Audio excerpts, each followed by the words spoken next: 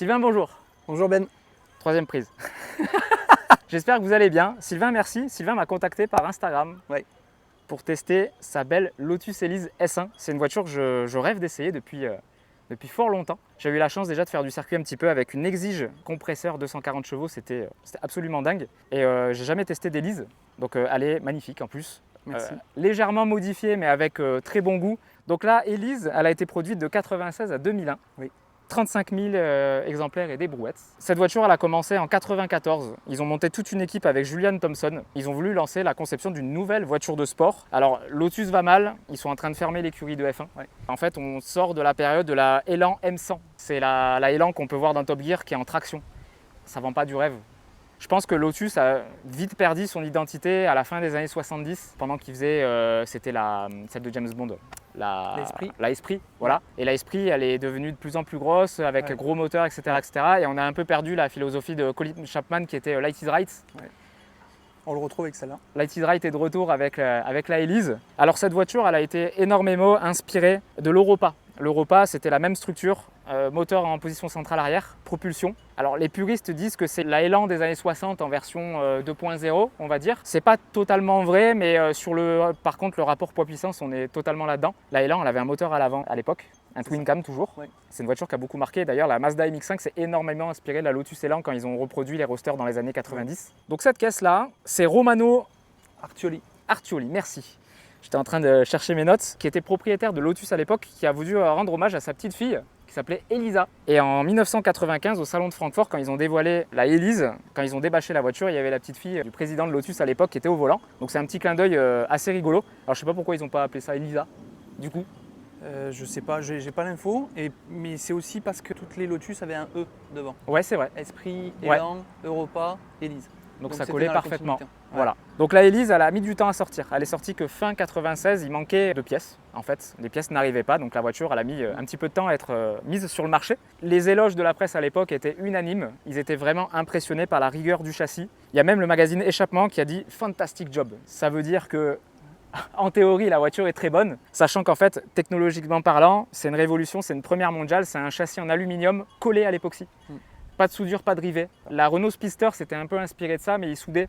Donc du coup, la voiture était un petit peu plus lourde que celle-ci. Ouais. Celle-ci, on tournait autour des 700 kg. 680, 90, ouais. C'est incroyable. C'est incroyable. Donc le châssis, il était cuit ensuite pour sceller tout l'ensemble. Ça vieillit bien, ça, ou pas? Ouais, ça vieillit très très bien. On peut voir dans certains ouvrants les traces de colle. Et d'ailleurs, il y a deux couleurs de colle, rouge et verte. D'accord. Ce qui fait aussi les différences de certains modèles. Okay. Notamment les S et les plus sportives à une colle verte. Et moi, j'ai une colle rouge. Et le châssis complet pèse 65 kg. Ouais. C'est rien du tout. Il fait mon poids. Un châssis de voiture qui fait 65 kg, je crois que ça n'a jamais été vu avant celle-ci. Sur une voiture de série en tout cas, hein, beaucoup de voitures de course utilisent maintenant des caisses carbone, etc. Mais à l'époque, là, on est en 1996, hein, les gars. Exactement. Les restes des composants, par contre, ils ont tapé un peu, comme à l'époque hein, d'ailleurs, dans toutes les marques génériques, on va dire. Les boutons, par exemple, les boutons qui sont à gauche du tableau de bord, c'est de Citroën. C'est des boutons de Saxo. Les clignotants de Clio.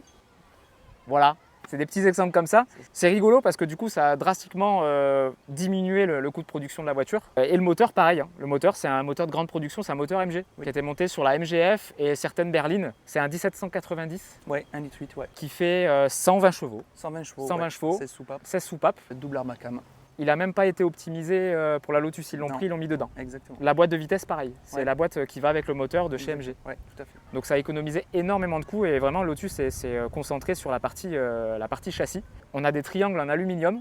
Ce qui m'a fait délirer par contre, c'est jusqu'en 98, ils ont mis des disques en aluminium. Ils appelaient ça Metal Matrix pour alléger la voiture. Donc toi, tu les as pas? Non.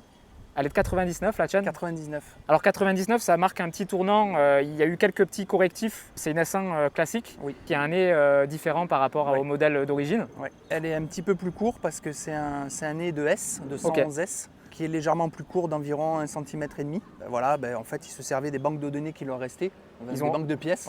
Et celle-ci a cette particularité sur le masque avant, en fait. Sachant que la fin de production, c'est 2001. Donc quand ils ont sorti en fait la nouvelle version de la Elise en 99, c'est la 111S Elle faisait 145 chevaux, il y avait le moteur qui était toujours un moteur MG, mais ils avaient préparé l'admission, le collecteur d'échappement qui était retravaillé. Elle avait un petit aileron, elle avait des freins plus performants, tout ça. C'est vraiment une V2 et ils ont continué quand même à faire les S1 classiques à côté. Et comme tu disais, du coup, ils ont pris les pièces qu'ils avaient et puis ils ont fini la prod comme ça. Exactement. Donc voilà, cette voiture, elle est connue par tous. Quelle est l'histoire un peu de la chaîne, Sylvain?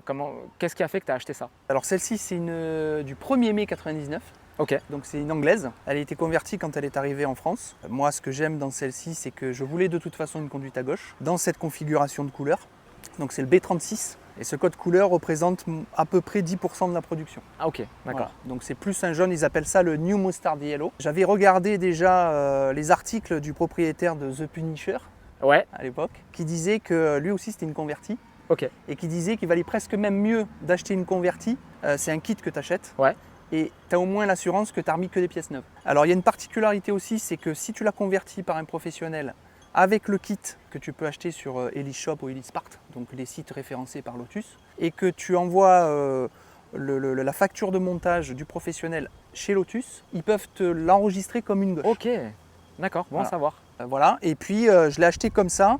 Avec donc la différence, c'est qu'elle n'a pas les jantes d'origine. J'ai les jantes d'origine à la maison. Là, on a 4 roues Japan Racing avec des semi-slick. Elle a des cales de 2 cm devant, 2 cm derrière. Ah oui, 2 cm quand même. Ouais, 2 ça devait vachement rentrer. Ouais. Elle a 4 amortisseurs qui ont été changés, réglables sur les… Du combiné? Ouais, du combiné sur les 4. Ouais. Elle a une légère optimisation donc, du filtre à air. Elle a le silencieux sport dessus. Vous allez voir, le son il est fabuleux. Et moi, ce que j'ai fait là sur cet hiver, j'ai changé le radiateur. J'ai mis un radiateur alu gros volume. Je le vois d'ici. Plus gros volume. Ouais. J'ai changé des durites, je lui ai mis un vase d'expansion neuf, un liquide de refroidissement adapté. Et puis, elle a aussi les disques avant grand diamètre rainurés, ventilés. Ouais. Disques arrière rainurés, ventilés, grand diamètre à l'arrière, avec des plaquettes optimisées. Voilà. Très cool en tout cas. Très content de vous présenter ça aujourd'hui. En plus, elle coche toutes les cases de la voiture. Passion par excellence, et à mon avis on va s'éclater. Ouais, ben j'espère. C'est parti, clair. Let's go. On est déjà dans l'ambiance rien qu'au démarrage.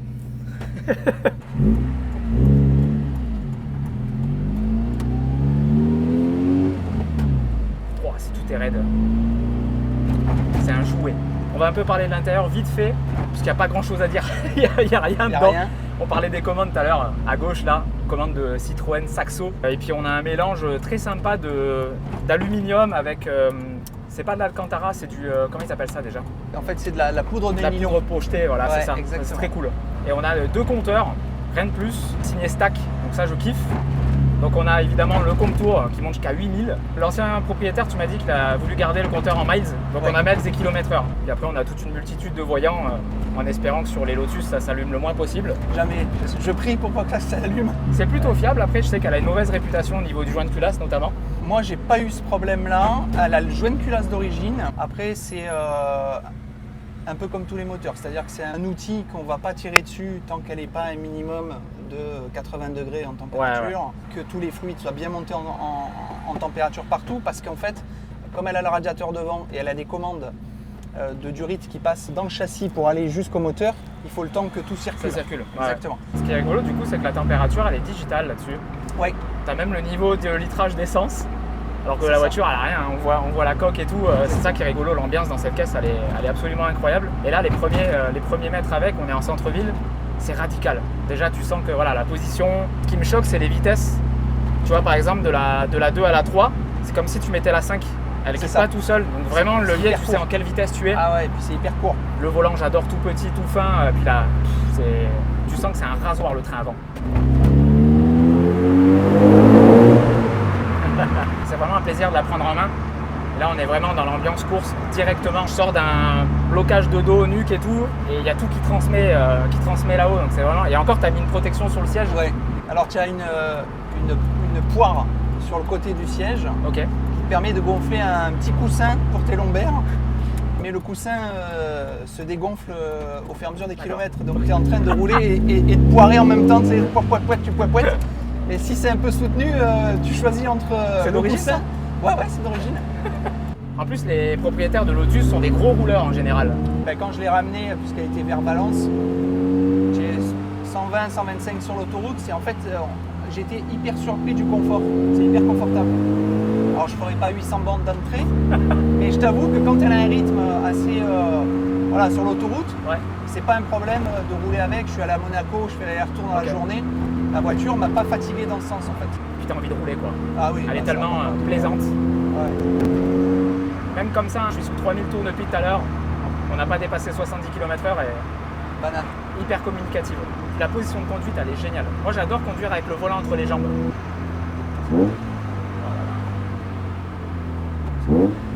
Voilà, deux, faut vraiment la ramener vers soi.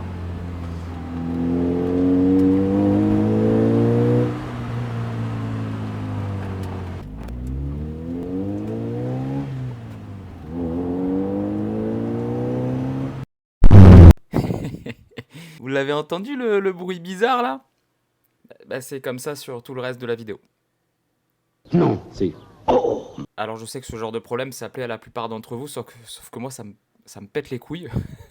Alors en plus de la caméra qui filme la route qui danse la Zumba, le petit module sur la DJI s'est déconnecté parce que la voiture elle est beaucoup trop raide. Donc tant pis pour moi, mais pour votre plus grand bonheur, les images qui suivent vont être en ASMR moteur Rover Lotus.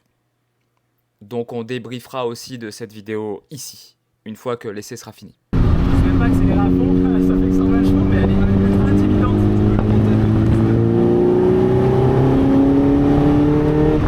Oh l'ambiance, là j'étais à 5000 tours.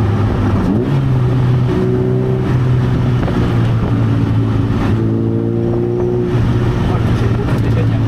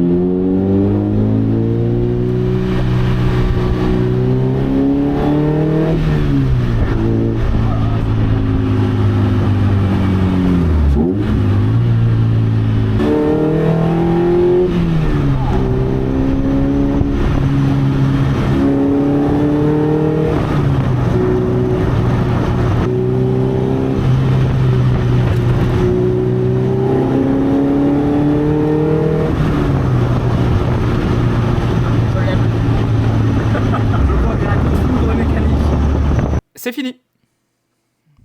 Donc j'ai fini cet essai par « je crois que j'ai eu un coup de foudre mécanique ». C'est une belle phrase. Belle phrase pour vous dire que cette Lotus là, c'est une des meilleures voitures que j'ai jamais essayées. Donc voilà, je tiens à remercier encore énormément Sylvain pour le prêt de cette magnifique auto. Je remercie en tout cas tous ceux qui ont regardé la vidéo, hein, que ce soit en entier ou pas. C'est toujours mieux en entier pour le watch time, on va pas se mentir. Un petit like pour les bugs, un petit commentaire pour les algorithmes, ça fait toujours plaisir. Et un petit abonnement. Si t'es pas abonné, c'est pas bien. Ah, et dimanche prochain, ça va vous intéresser? On va parler de ça.